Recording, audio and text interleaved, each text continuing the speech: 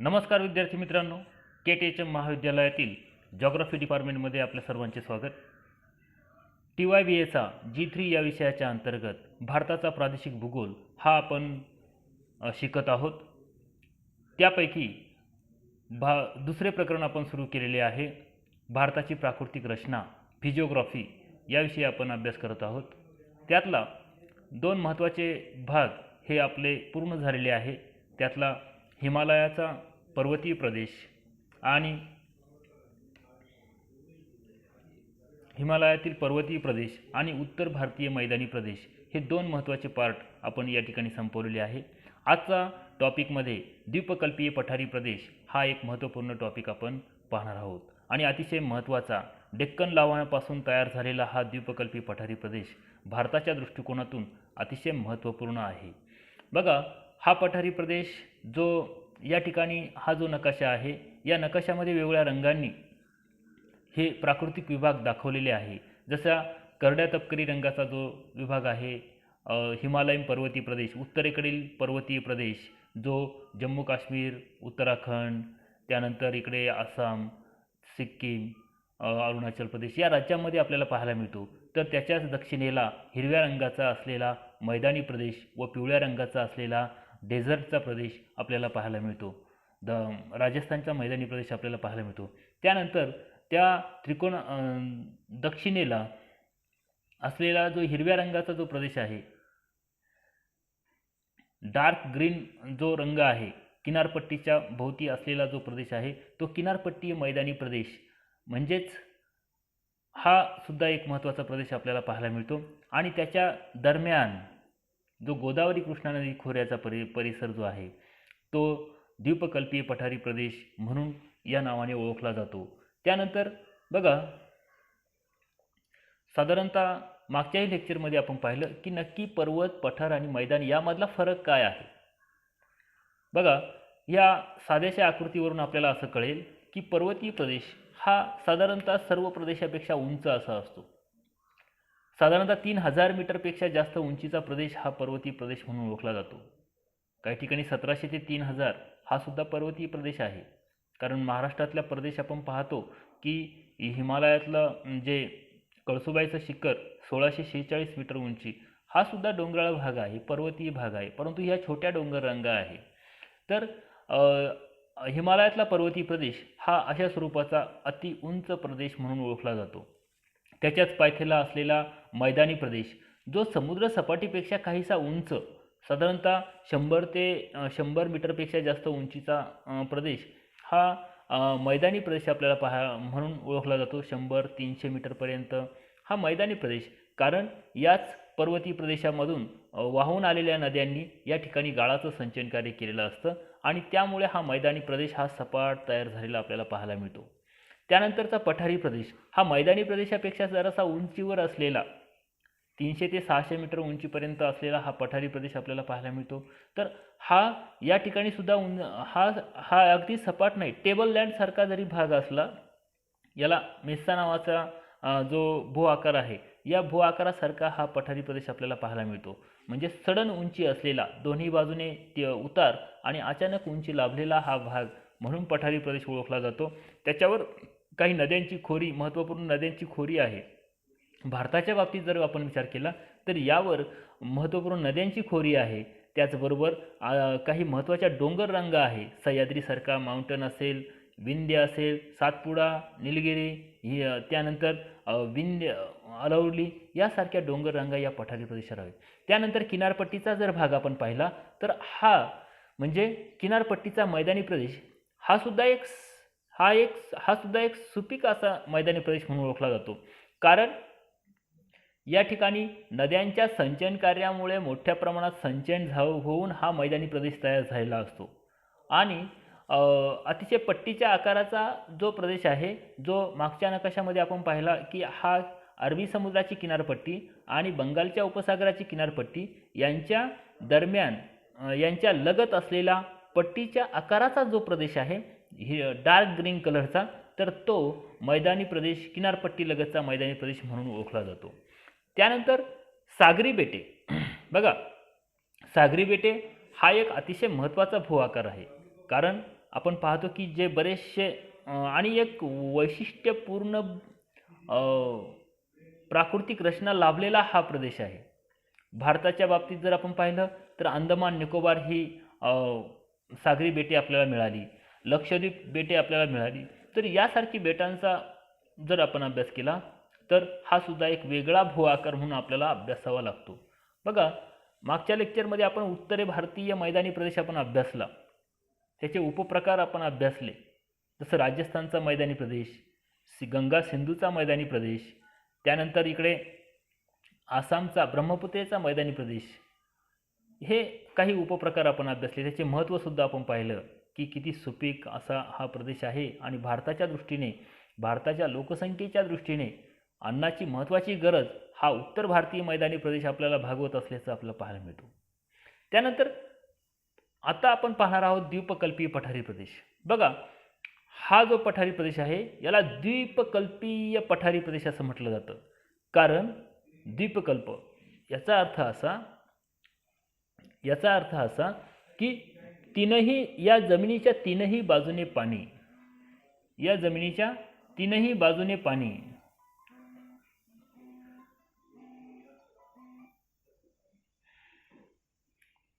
तीनही बाजूने पाणी आणि एका बाजूने जमीन, अशा प्रकारचा वैशिष्ट्यपूर्ण भू आकार लाभलेला जो प्रदेश आहे तो आहे द्वीपकल्पीय पठारी प्रदेश. या प्रदेशामध्ये आपण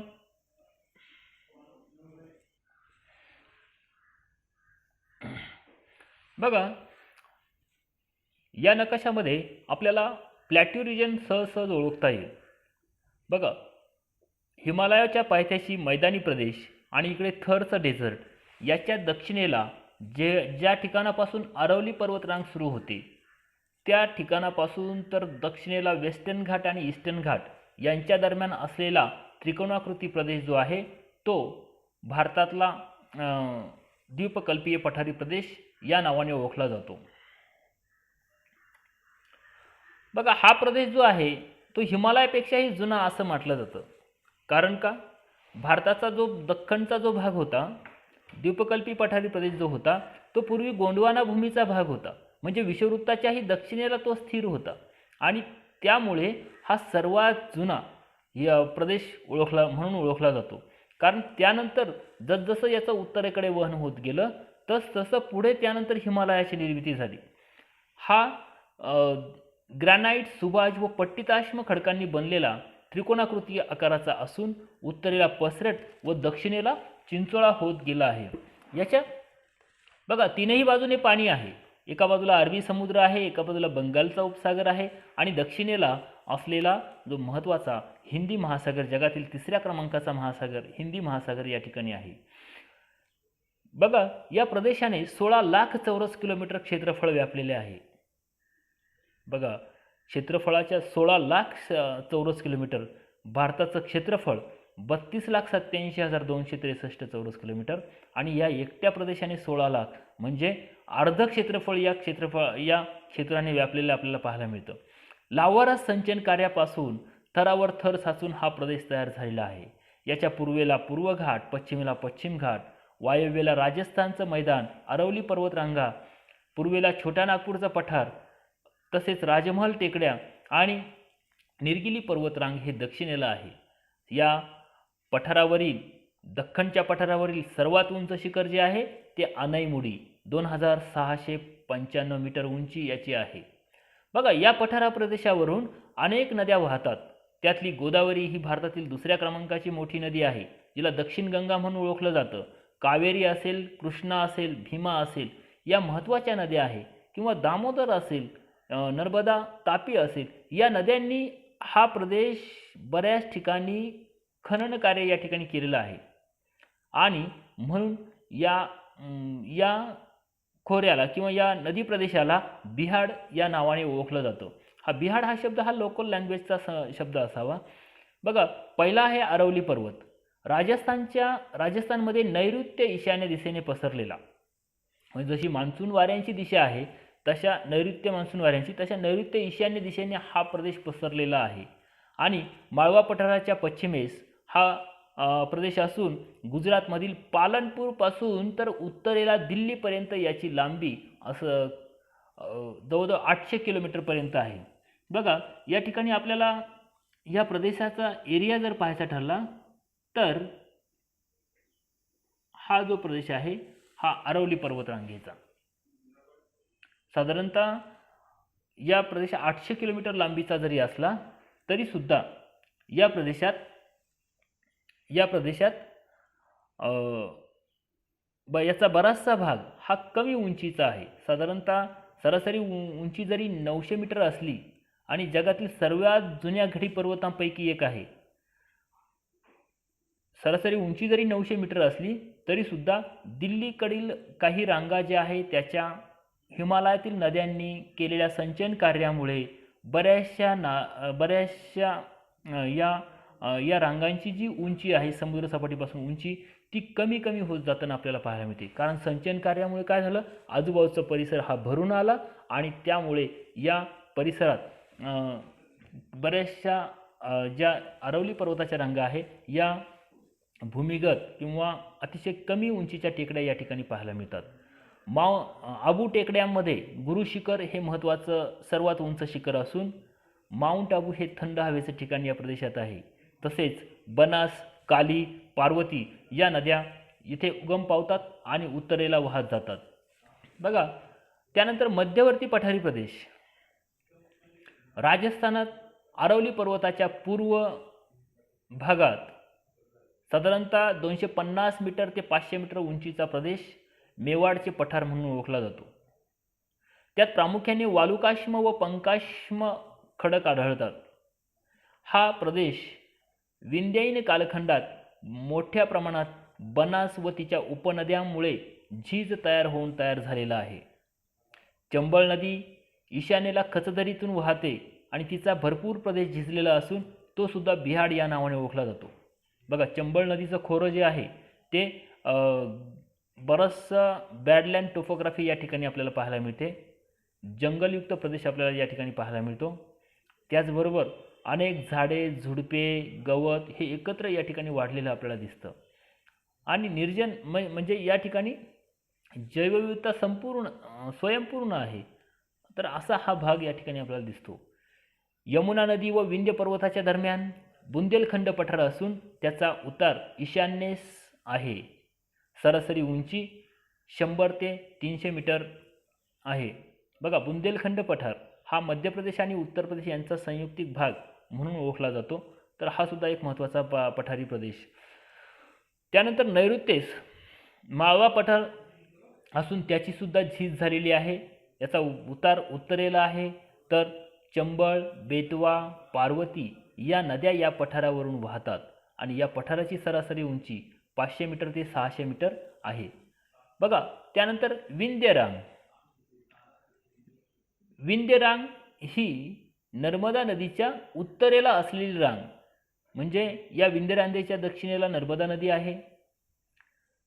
ही सुद्धा माळवा पठाराच्या जी विंध्य पर्वत जो आहे तो साधारणतः पूर्व पश्चिम दिशेने पसरलेला असून 500 मीटर ते 600 मीटर इतकी उंची त्याची आहे.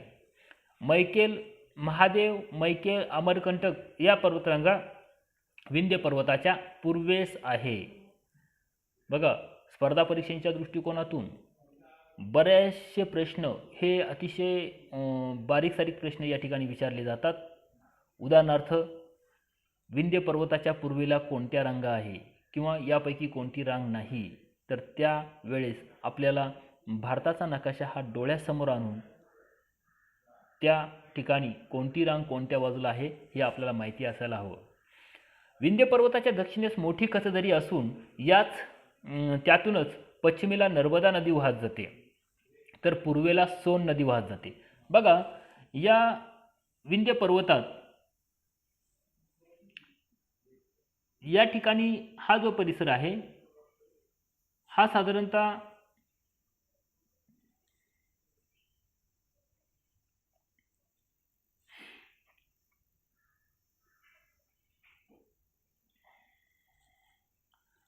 विंध्य पर्वताचा हा परिसर जो आहे साधारणतः या ठिकाणी या नर्मदा नदीचा उगम होतो आणि ही नर्मदा नदी इकडे बंगालच्या अरबी समुद्राला जाऊन मिळते.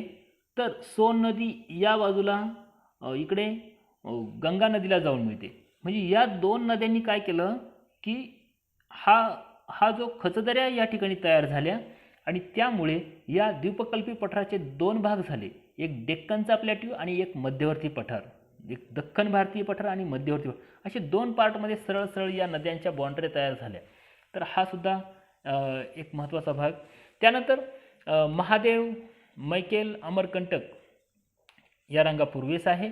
तर या या नदीच्या पात्रात अनेक धबधबे असून बालाघाट येथे धुंधार नावाचा एक महत्त्वाचा धबधबा सुद्धा या ठिकाणी आहे. प्रसिद्ध धबधबा जो आहे तर याच नदीच्या पात्रात किंवा याच खचदऱ्यामध्ये आपल्याला पाहायला मिळतो. त्यानंतर सातपुडा रांग. बघा, नर्मदा नदीच्या उत्तरेला विंध्य पर्वत आहे आणि दक्षिणेला सातपुडा रांग आहे. ठीक आहे. आणि किंवा स्पर्धा परीक्षेला प्रश्न विचारला जातो, नर्मदा नदी कोणत्या दोन पर्वतांच्या दरम्यान वाहते, किंवा विंध्य पर्वत हा किंवा सातपुडा पर्वत हा कोणत्या दोन नद्यांच्या दरम्यान आहे, असे प्रश्नसुद्धा आपण तयार करून ठेवले पाहिजे. तर उत्तरेला नर्मदा नदी आणि दक्षिणेला तापी नदी यांच्या दरम्यान सातपुडा पर्वत पूर्व पश्चिम दिशेने पसरलेला असून सरासरी उंची 1200 मीटर आहे. या पर्वतरांगा शिलारसापासून तयार झालेल्या आहेत. महादेव, गाविलगड टेकड्या वालुकाश्म खडकांनी तयार झाल्या आहेत. तर या भागात केंद्रत्यागी किंवा जलीय जलप्रणाली आढळते. केंद्रत्यागी किंवा अरीय जलप्रणाली. या पर्वताच्या पूर्वेला मैकेल पठार असून त्यावर मैकेल टेकड्या आढळतात. बघा, केंद्रत्यागी जलप्रणाली म्हणजे काय? एखाद्या भागात असा उंच असा डोंगर आहे.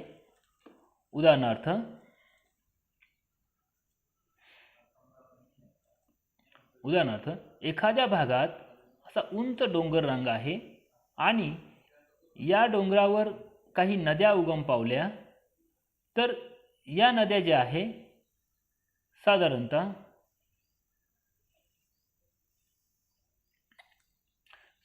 इथून उगम पावलेली नदी इकडे वाहत गेली, इथून उगम पावलेली नदी इकडे वाहत गेली, किंवा इथं उगम पावलेली नदी इकडे वाहत आली, किंवा एखादी नदी मागे गेली. तर अशा वेळेस एकाच सेंटरमधून अनेक नद्या वेगवेगळ्या दिशेंना वाहत जातात. त्याला म्हणतात केंद्रत्यागी जलप्रणाली. तर हा सुद्धा एक महत्त्वाचा भाग. केंद्रोत्सारी आणि केंद्रोत्यागी या दोन महत्त्वाच्या जलप्रणालीचे प्रकार आहे. तर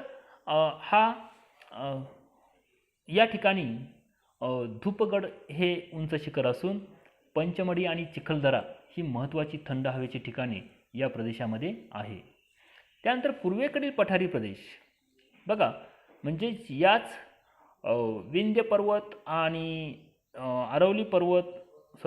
विंध्य पर्वत आणि सातपुडा पर्वत यांच्या पूर्वेला असलेला जो पर्वती प्रदेश आहे तो पूर्वेकडील पठारी प्रदेश म्हणून ओळखला जातो. मैकेल पठाराच्या पूर्वेला बुंदेलखंड पठार आहे. त्यावर उंच डोंगर रांगा व खोल दऱ्या आहेत. त्याच्या पूर्वेला वालुकाश्म, चुनखडी आणि ग्रॅनाइट खडक आहे.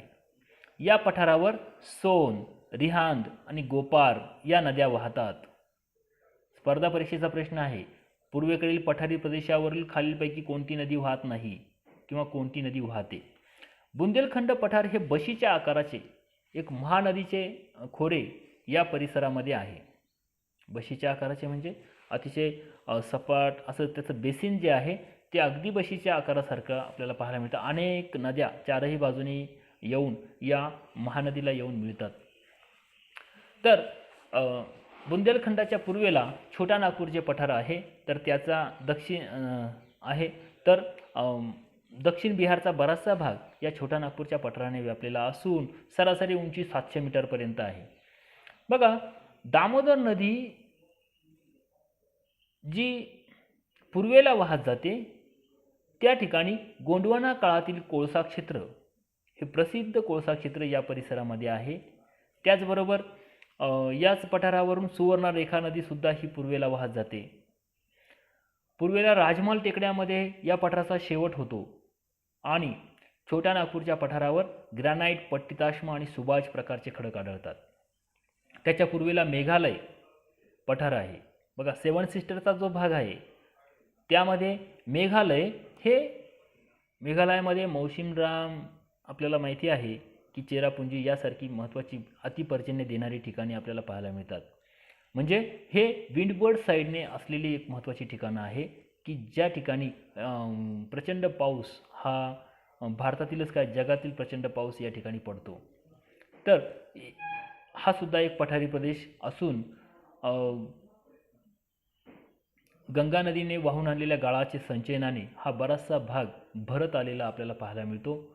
आणि गंगा आणि ब्रह्मपुत्रा दोन्ही नद्यांनी या मेघालय पठाराच्या पश्चिमेला गारो, खासी, जैतिया, पश्चिमेला गारो, पूर्वेला खासी जैतिया टेकड्या असून ब्रह्मपुत्रा नदीचे खोरे त्याच्या उत्तरेला आहे. तर दक्षिणेला सुरमा आणि मेघना नद्यांची खोरी आहे. तर ह्या सुद्धा महत्त्वाचा पठारी प्रदेश आहे. बघा, त्यानंतर आपण येऊ पश्चिमेला, ज्या ठिकाणी काठेवाडा आणि कच्छचे द्वीपकल्पीय पठार आहे. काठेवाडा आणि कच्छ गुजरातमधील महत्त्वाचे प्रदेश आहे. जे काठेवाडी गायी आपल्याकडे ज्या येतात तर त्या याच काठेवाडमधल्या. तर हा कच्छच्या रणाचा जो भाग आहे, जो दलदलयुक्त प्रदेश आहे, तो याच कच्छच्या रणामधला. तर हा जो पठार हे जे पठार आहे गुजरातमधील गाळाच्या मैदानाशी जोडलेले आहेत. मुख्यतः टर्शरी कालखंड जो आहे, जो पृथ्वीच्या आपण अनेक कालखंडामध्ये भाग करतो, तो तृतीय जो कालखंड आहे, तर त्यामध्ये डेक्कन लाव्हाने तयार झालेले हे पठार आहे. कच्छच्या रणाच्या उत्तरेला रण हा प्रदेश गाळाची मैदाने व पावसाळ्यात पुराच्या वेळी तयार झालेली खाऱ्या पाण्याचे दलदलीचे प्रदेश यात विभागला आहे. बघा, डेक्कन लाव्हाने तयार झालेला आहे. डेक्कन लाव्हा म्हणजे दुसरं तिसरं काही नसून पृथ्वीच्या निर्मितीनंतर अनेक लाव्हारस, अनेक ज्वालामुखी क्रिया या दख्खनच्या पठारावर घडल्या आणि त्यामुळे समजा यावर्षी ज्वालामुखीची क्रिया घडली, त्याचा एक महत्त्वाचा लेअर तयार झाला पूर्ण डेक्कन प्लॅट्यूवर. त्यानंतर शेकडो वर्षाने पुन्हा लाव्हारसाची प्रक्रिया घडली, पुन्हा लेअर तयार झाला. अशा प्रकारे त्याची उंची वाढत गेली. आणि आजही आपण एखाद्या डोंगराळ रांगांमधून जात असेल तर हे डोंगर असे विशिष्ट थराने एकावर एक रचल्यासारखे आपल्याला पाहायला मिळतात. तर हा एक महत्त्वाचा भाग. तर या ठिकाणी जो काठेवाड आणि कच्छचा जो द्वीपकल्प आहे, तर तो आहे या परिसरातला. हा एक महत्त्वाचा परिसर आहे गुजरात राज्यातला. बघा, गुजरात राज्यामध्ये सुद्धा गुजरात राज्याची प्राकृतिक विविधता आपल्याला पाहायला मिळते. या ठिकाणी गीर अभयारण्याचा प्रदेश आहे. या ठिकाणी दलदलयुक्त कच्छच्या रणाचा प्रदेश आहे. उत्तरेला थोडासा वाळवंटी प्रदेश आहे. दक्षिणेला नर्मदा नदीचा सुपीक खोऱ्याचा प्रदेश आहे. किनारपट्टीचा प्रदेश आहे. अशी वैविध्यपूर्ण प्राकृतिक रचना लाभलेला गुजरात हा यामध्ये एक समृद्ध प्राकृतिक रचना म्हणून या गुजरातला ओळखलं जातं. त्यानंतरचा जो पार्ट आहे तो आहे सह्याद्री पश्चिम घाट ज्याला आपण म्हणतो. बघा, हा परिसर सुद्धा अतिशय अनेक हॉटस्पॉट या ठिकाणी आपल्याला पाहायला मिळतात. संवेदनशील क्षेत्र आपल्याला या ठिकाणी पाहायला मिळतात. साधारणतः अरबी समुद्र, पश्चिमेला अरबी समुद्र, त्यानंतर तापी नदीच्या मुखापासून दक्षिणेला महाराष्ट्रातील खानदेशापासून तर कन्याकुमारीपर्यंत पश्चिम घाट पसरलेला आहे. तो सह्याद्री या नावाने सुद्धा ओळखला जातो. त्याची लांबी 1600 किलोमीटर आहे आणि सरासरी उंची जवळजवळ 1200 मीटर आहे.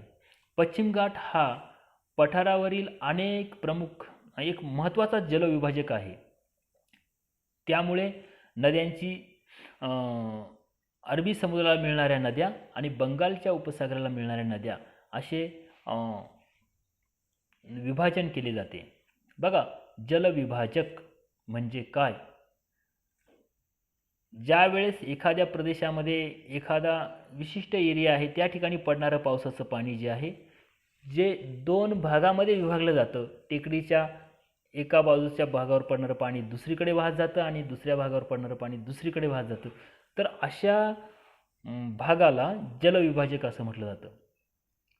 तर हा सह्याद्री एक महत्त्वाचा जलविभाजक म्हणून या ठिकाणी ओळखला जातो. तसेच या सह्याद्रीचे दोन पार्ट पडतात, एक उत्तर सह्याद्री आणि दक्षिण सह्याद्री. हा सुद्धा एक महत्त्वाचा भाग आहे. त्यानंतर याच सह्याद्रीमध्ये साल्हेर, कळसुबाई, साल्हेर, महाबळेश्वर, हरिश्चंद्रगड ही महत्त्वाची शिखरे आहे. तसेच थळघाट व बोरघाट हे कमी उंचीचे भाग असून त्या ठिकाणी रस्ते, लोहमार्ग काढले आहेत. त्यामुळे दख्खनचे पठार हे कोकणच्या मैदानी प्रदेशाला जोडले गेले आहे. बघा, थळघाट आणि बोरघाट, तो कसारा घाट म्हणून ज्याला आपण ओळखतो, थळघाट, तर हा सुद्धा एक महत्त्वाचा घाट जेणेकरून मुंबई ही दख्खनच्या पठाराला जोडली आहे. बघा, निलगिरी पर्वतात 16 अंश उत्तर अक्षवृत्ताच्या दरम्यान सह्याद्री पर्वतात ग्रॅनाइट पट्टिताश्म नावाचे खडक आढळतात. या भागात कुद्रेमुख, पुष्पगिरी नावाची महत्त्वाची शिखरे आहे. तसेच सह्याद्री पर्वत आणि म्हणजेच पश्चिम घाट व पूर्व घाट निलगिरी पर्वतामध्ये एकत्र येतात आणि त्या ठिकाणी जवळजवळ 2000पेक्षा जास्त उंची आहे. उदकमंडलम हे महत्त्वाचे थंड हवेचे ठिकाण हे निलगिरी पर्वतात आहे. तर दोडाबेट्टा हे उंच शिखर, त्याचबरोबर माकुर्णी हे दुसऱ्या क्रमांकाचे उंच शिखर याच परिसरामध्ये आहे. पश्चिम घाटाची सलगता पालघाटामुळे भंग पावलेली आहे आणि त्यातूनच रस्ते व रेल्वे मार्ग यातून काढून तामिळनाडू व केरळ ही 2 राज्ये एकमेकांना जोडली गेली आहे.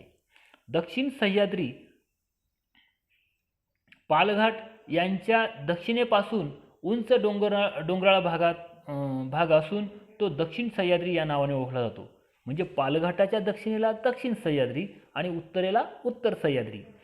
दक्षिण सह्याद्रीमध्ये उत्तरेकडे अनाईमलाई टेकड्या, ईशान्येला पालनी टेकड्या, तर दक्षिणेला कार्डमाम टेकड्या किंवा इलाईमलाई टेकड्या यांचा समावेश होतो. अनाईमुडी हे दक्षिण सह्याद्रीतील सर्वात उंच शिखर असून याचा दुसऱ्यांदा उल्लेख झाला. म्हणजे का, दक्षिण सह्याद्रीतील सर्वात उंच शिखर तर आहेच, पण दख्खनच्या पठारावरील सुद्धा हे सर्वात उंच शिखर आहे. पालनी टेकड्यांच्या दक्षिणेला कोडाई कॅनॉल हे थंड हवेचे ठिकाण या परिसरामध्ये आहे. बघा, त्यानंतर आपण पाहू दख्खनचे पठार, म्हणजेच वेस्टर्न घाट व ईस्टर्न घाट यांच्या दरम्यान असलेले पठार म्हणून दख्खनचे पठार ओळखले जाते. सातपुडा पर्वत येथील डोंगररांगा, पश्चिम घाट व पूर्व घाट यांच्या दरम्यान दख्खनचे पठार आपल्याला पाहायला मिळते. म्हणजे उत्तरेला सातपुडाची बाउंड्री आहे. त्यानंतर याचा जो उत्तर आहे, पश्चिमेला उंची जास्त आहे 900 मीटरच्या आसपास. इगतपुरीचं ठिकाण आपण जर पाहिलं, साधारणतः 900 मीटरपर्यंत आपल्याला पाहायला मिळतं आणि पूर्वेला 300 मीटरपर्यंत उंची कमी होत जाते. या पठाराचे काही भाग पडतात, जसं महाराष्ट्राचं पठार, तेलंगणाचं पठार, आंध्रचं पठार, ठीक आहे, किंवा कर्नाटकचे पठार. पहिल्यांदा महाराष्ट्राचं पठार. या पठाराची निर्मिती शिलारासापासून तयार झाली असून सर्वत्र बेसाल्ट खडक आढळतो. यावर मेस्सा प्रमाणे टेकडे आहे. मेस्सा म्हणजे टेबल लँडसारखा भाग, एक महत्त्वाचा भू आकार आहे. हा साधारणतः हा जो भू आकार आहे हा भूजल पाण्यामुळे निर्माण झालेला भू आकार आपल्याला पाहायला मिळतो खनन कार्यामुळे. तर हा एक टेबल लँडचा भाग आपल्याला या ठिकाणी पाहायला मिळतो. आणि म्हणजे तीनही बाकीच्या बाजू ज्या आहे अतिशय तीव्र उताराच्या आणि मधलाच भाग हा टेबलसारखा उंच झालेला भाग आपल्याला पाहायला मिळतो. तर विस्तृत नद्यांची खोरीसुद्धा या ठिकाणी आहे. सुमारे 7 लाख चौरस किलोमीटर क्षेत्रफळ या पठारी प्रदेशाने व्यापले आहे. म्हणजे 16 लाखापैकी 7 लाख हे महाराष्ट्र पठाराने व्यापलेलं आपल्याला पाहायला मिळतं. तापी, गोदावरी यांच्या दरम्यान बघा, अतिशय महत्त्वाची लाईन आहे. तापी आणि गोदावरी यांच्या दरम्यान काही रांगा आहे.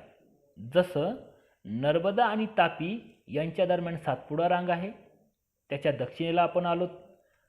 तापी आणि गोदावरी यांच्या दरम्यान सातमाळा अजिंठा डोंगर रांग आहे. दक्षिणेला दक्षिणेला आपण जाऊ. गोदावरी आणि भीमा यांच्या दरम्यान बालाघाट डोंगर रांग आहे. त्याच्याही दक्षिणेला भीमा आणि कृष्णा याच्या दरम्यान महादेव डोंगर रांग आहे. स्पर्धा परीक्षेच्या दृष्टिकोनातून अतिशय महत्त्वाचा प्रश्न. या पठारावरून पूर्वे तापी, गोदावरी, वैनगंगा, पैनगंगा, वर्धा, भीमा, कृष्णा यासारख्या प्रमुख नद्या पूर्वेस वाहत जातात आणि बंगालच्या उपसागरास मिळतात. त्यानंतर छोटा नागपूरचे प्लाटू. बघा, तसा हा जो पार्ट जर पाहिला तर हा जवळजवळ पूर्वेकडील पठारी प्रदेशाचा भाग आहे, परंतु हा दख्खनच्या पठाराला लगत आहे.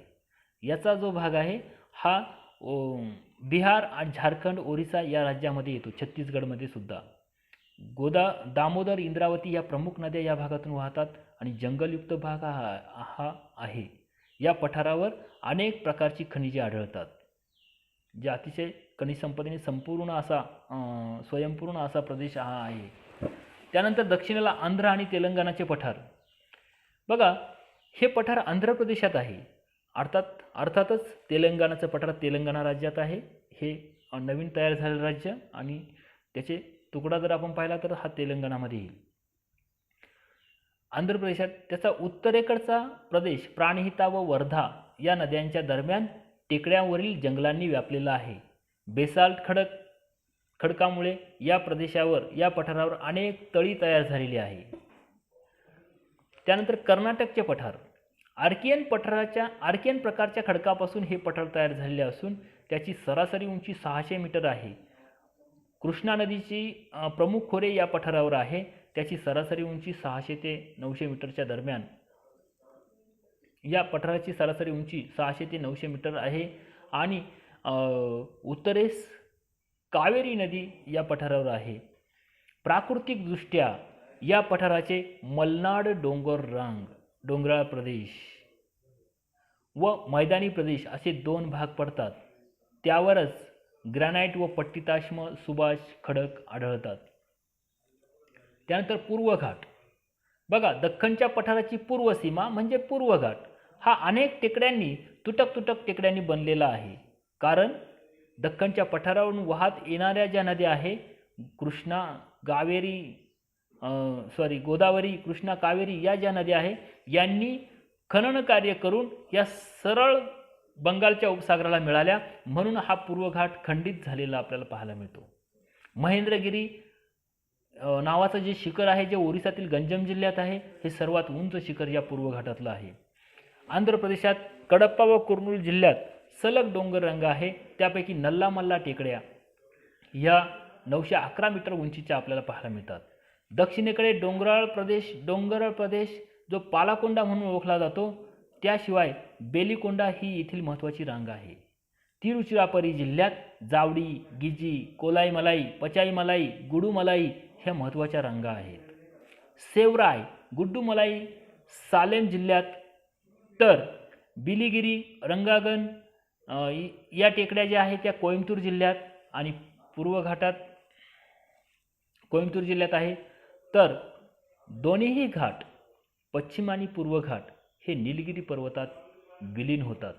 हा निलगिरी पर्वताचा प्रदेश अतिशय महत्त्वाचा आहे, जो अतिशय घनदाट अरण्याचा प्रदेश आहे. चंदनाच्या झाडांसाठी प्रसिद्ध असलेला हा प्रदेश आहे. कर्नाटक, तामिळनाडू आणि केरळ या राज्यांच्या बाँड्रीवरचा हा प्रदेश आहे. वीरप्पन नावाचा कुख्यात चंदन तस्कर तुम्हाला माहिती असेल तर तो याच परिसरामध्ये या ठिकाणी चंदनाची तस्करी करायचा आणि तीनही जे स्टेट आहे यांच्यावर अप्रत्यक्ष कंट्रोल त्या ठिकाणी तो ठेवून अशा प्रकारची तस्करी करायचा. हा एक महत्त्वाचा एक भाग याच्याशी निगडीत असलेला आपल्याला दिसतो. बघा, त्यानंतर द्वीपकल्पी पठाराचे महत्त्व. साहजिकच हा सुपीक प्रदेश आहे. सुपीक असल्यामुळे कापूस आणि ऊस उत्पादनासाठी हा उत्कृष्ट आहे आणि हेच उत्पादन असल्यामुळे सुती कापड गिरण्या आणि साखर उद्योगाची प्रगती या ठिकाणी झालेली आहे. आणि त्याचमुळे पठारावर दगडी कोळसा त्याचबरोबर अनेक खनिज संपत्तीने संपूर्ण असा हा प्रदेश आहे. दगडी कोळसा, लोखंड, मॅग्नेज, लोखंड म्हटल्यापेक्षा लोह खनिज, त्यापासून लोखंड आपण तयार करतो. बॉक्साईट यासारखी खनिजे या ठिकाणी आपल्याला. बॉक्साईटपासून आपण ॲल्युमिनियम तयार करतो, लक्षात राहू द्या. त्यानंतर पठारी प्रदेशावर खाणकाम, खनिजांवर आधारित उद्योगांचा विकास झालेला आहे. तसेच शेतीसुद्धा अतिशय विकसित झालेली आपल्याला या पाहायला मिळते.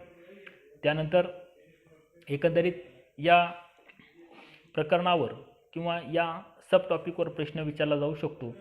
भारतीय द्वीपकल्पी पठाराचे उपविभाग स्पष्ट करा. किंवा पूर्व घाट व पश्चिम घाट याविषयी थोडक्यात माहिती लिहा, किंवा थोडक्यात प्रश्न विचारला जाऊ शकतो की महाराष्ट्राचे पठार याविषयी थोडक्यात माहिती लिहा.